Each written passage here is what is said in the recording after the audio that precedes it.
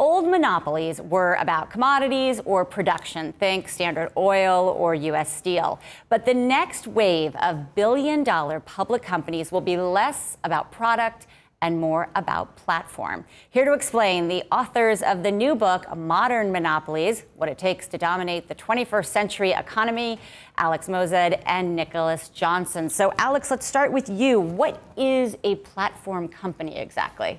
Well, thanks so much for having us on today. Platform is essentially the predominant business model of the 21st century. It's a business model that doesn't own its supply chain. Rather, it has a network of independent third-party producers. So think about driving a car for Uber, putting a video on YouTube, putting a photo on Instagram. All of those different forms of value production are then enabled to be consumed by the platform business. So Airbnb is one of the largest hotels in the world, but they don't own any hotel rooms. And they're focused on facilitating an exchange of value rather than physically creating the value that's being produced. So, Nicholas, some of the poster children for this, Airbnb you brought up, we've got Facebook, we have Uber.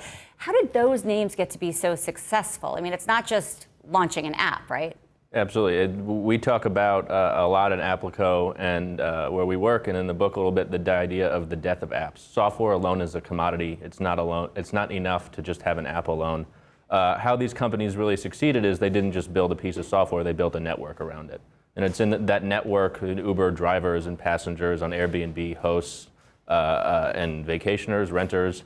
Those networks are where the real value is for these platform businesses. But aren't those networks sort of coming and going? I mean, look at the old stories, the MySpace, but even Twitter right now, it's been surpassed in users by Snapchat. Are people just fickle in their network, and is that a risk? Well, that's why we like to say that modern monopolies are actually good and aren't deserving of the old negative stereotypes of linear monopolies. Why are they good? I mean, I just think about a monopoly not being good for a consumer. Because the old linear monopolies, think about AT&T, where they own that supply chain, 10, 20, 30 years, they're able to really shut out competition from coming into the industry.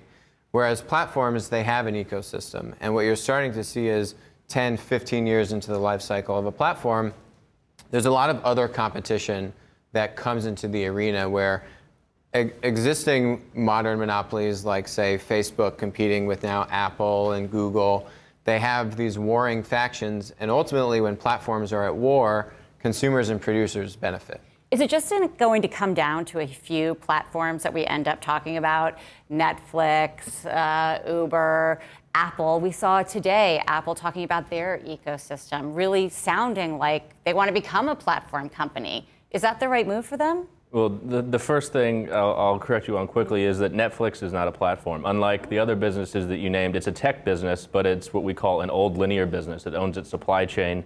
All the content you see on Netflix is either licensed or created by Netflix. It's actually spending about $5 billion more than any of, I think, Viacom, Fox, or Time Warner this year on media production and licensing. So even though they don't own the pipe, they're not considered a platform? Well, they don't have a pipe in a physical sense, but they own the supply chain of creating and licensing content. Okay, fair enough. So is this, though, when we have just these big companies like an Apple, though, competing with another big company, is Apple trying to, I mean, they have so many resources. Will they be able to just compete with Facebook?